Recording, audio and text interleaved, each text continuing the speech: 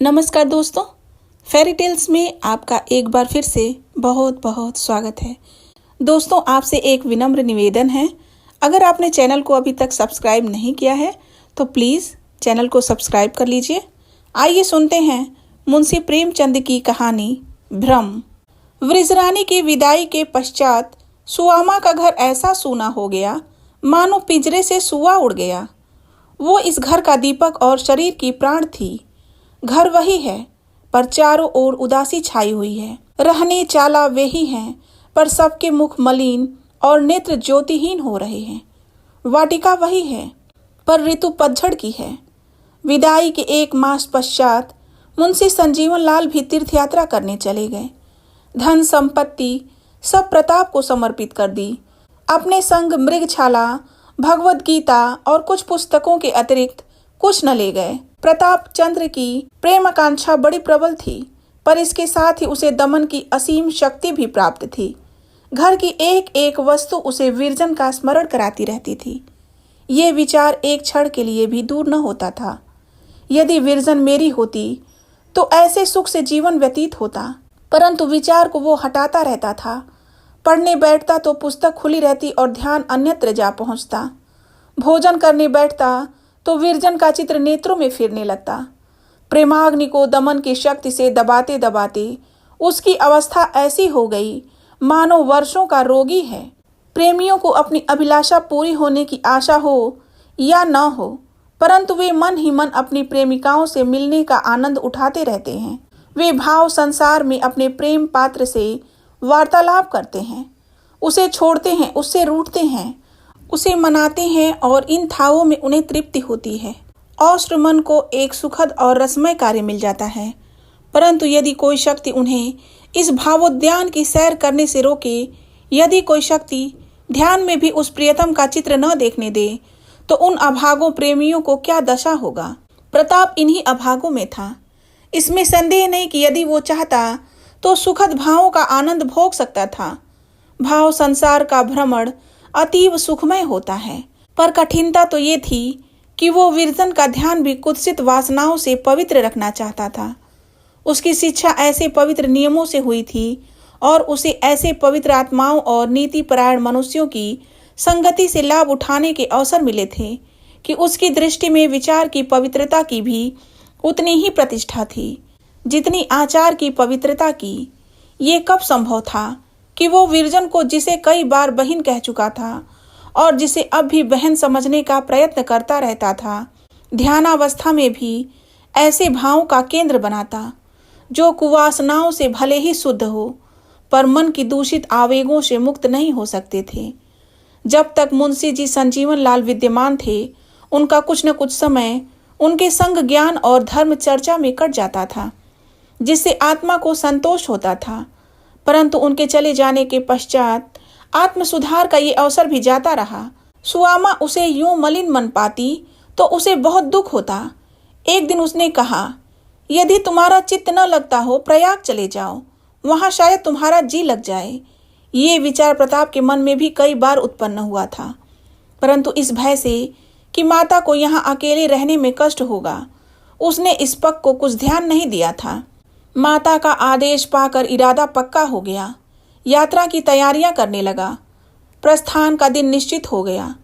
अब सुआमा की ये दशा है कि जब देखिए प्रताप को परदेश में रहने सहने की शिक्षाएं दे रही है। बेटा देखो, किसी से झगड़ा मत मोल लेना। झगड़ने की तुम्हारी वैसे भी आदत नहीं है, परंतु समझा देती हूँ। परदेश की बात है, फूंक फूंक कर पग धरना, खाने पीने में असंयम न करना। तुम्हारी ये बुरी आदत है कि जाड़ों में सायंकाल ही सो जाते हो, फिर कोई कितना ही बुलाए पर जागते ही नहीं। ये स्वभाव परदेश में भी बना रहे तो तुम्हें सांझ का भोजन काहे को मिलेगा। दिन को थोड़ी देर के लिए सो लिया करना। तुम्हारी आंखों में तो दिन को जैसे नींद नहीं आती। उसे जब अवकाश मिला, बेटे को ऐसे समयोचित शिक्षाएं दिया करती। निदान प्रस्थान का दिन आ ही गया। गाड़ी 10 बजे दिन को छूटती थी। प्रताप ने सोचा, विरजन से भेंट कर लूं। परदेश जा रहा हूं, फिर न जाने कब भेंट हो। चित्त को उत्सुक किया, माता से कह बैठा। सुआमा बहुत प्रसन्न हुई। एक थाल में मोदक समोसे और 2-3 प्रकार के मुरब्बे रखकर रधिया को दिए कि लल्लू के संग जा। प्रताप ने बाल बनवाए, कपड़े बदले, चलने को तो चला, पर ज्यों-ज्यों पग आगे उठाता है दिल बैठा जाता है। भांति भांति के विचार आ रहे हैं। विरजन न जाने क्या मन में समझे, क्या न समझे। 4 महीने बीत गए, उसने एक चिट्ठी भी तो मुझे अलग से नहीं लिखी। फिर क्यों कर कहूँ कि मेरे मिलने से उसे प्रसन्नता होगी। अजी, अब उसे तुम्हारी चिंता ही क्या है। तुम मर भी जाओ तो वो आंसू न बहाए। यहाँ की बात और थी, वो अवश्य उसकी आंखों में खटकेगा। कहीं ये न समझे कि लाला जी बन ठन कर मुझे रिझाने आए हैं। इसी सोच विचार में गढ़ता चला जाता था, यहाँ तक कि श्यामाचरण का मकान दिखाई देने लगा। कमला मैदान टहल रहा था। उसे देखते ही प्रताप की वो दशा हो गई कि जो किसी चोर की दशा सिपाही को देखकर होती है। झट एक घर कर आड़ में छिप गया और रधिया से बोला, तू जा, ये वस्तुएं दे आ, मैं कुछ काम से बाजार जा रहा हूँ, लौटता हुआ जाऊंगा। ये कहकर बाजार की ओर चला, परंतु केवल 10 ही डग चला होगा कि फिर महरी को बुलाया और बोला, मुझे शायद देर हो जाए, इसलिए न आ सकूंगा। कुछ पूछे तो ये चिट्ठी दे देना, कहकर जेब से पेंसिल निकाली और कुछ पंक्तियां लिख कर दे दी, जिससे उसके हृदय की दशा का भली भांति परिचय मिलता है। मैं आज प्रयाग जा रहा हूँ, अब वही पढ़ूंगा। जल्दी के कारण तुमसे नहीं मिल सका। जीवित रहूंगा तो फिर आऊँगा। कभी कभी अपने कुशल क्षेम की सूचना देती रहना। तुम्हारा प्रताप। प्रताप तो ये पत्र देकर चलता हुआ। रधिया धीरे धीरे विरजन के घर पहुंची। वो इसे देखते ही दौड़ी और कुशल क्षेम पूछने लगी, लाला की कोई चिट्ठी आई थी? रधिया, जब से गए चिट्ठी पत्री कुछ भी नहीं आई। विरजन, चाची तो सुख से हैं। रधिया, लल्लू बाबू प्रयागराज जात हैं, तिन तनिक उदास रहत हैं। विरजन चौंक कर, लल्लू प्रयाग जा रहे हैं? रधिया, हाँ, हम सब बहुत समझाया कि परदेश में कहाँ जाइ हो, मुदा को की सुनत हैं। रधिया, कब जाएंगे? रधिया, आज 10 बजे की ट्रेन से जवैया है, तुसे भेंट करन आवत रहेन, तवन दुआरी पर आए के लौट गएन। विरजन, यहाँ तक आकर लौट गए? द्वार पर कोई था कि नहीं? रधिया, द्वार पर कहाँ आए, सड़क पर से चले गए। विरजन, कुछ कहा नहीं, क्यों लौटा जाता हूँ? रधिया, कुछ कहा नहीं, इतना बोले कि हमार टेम छहिट जई हैं, तौन हम जाइत हैं। विरजन ने घड़ी पर दृष्टि डाली, 8 बजने वाले थे। प्रेमवती के पास जाकर बोली, माता, लल्लू आज प्रयाग जा रहे हैं। दी, आप कहें तो उनसे मिलती आऊं, फिर न जाने कब मिलना हो, कब न हो। महरी कहती है कि बस मुझसे मिलने आते थे, पर सड़क के उसी पार से लौट गए। प्रेमवती, अभी न बाल गुथवाए, न मांग भरवाई, न कपड़े बदले, बस जाने को तैयार हो गई।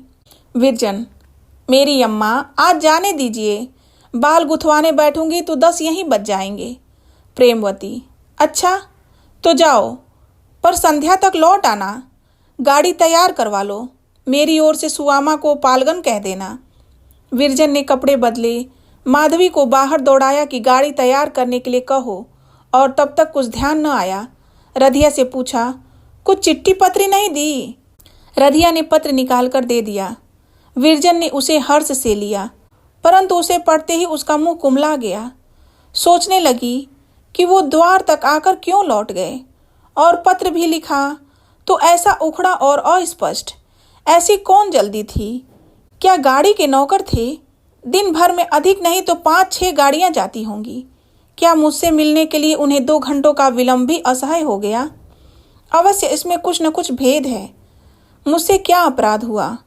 अचानक उसे उस समय का ध्यान आया जब वो अति व्याकुल हो प्रताप के पास गई थी, और उसके मुख से निकला था, लल्लू मुझसे कैसे सहा जाएगा।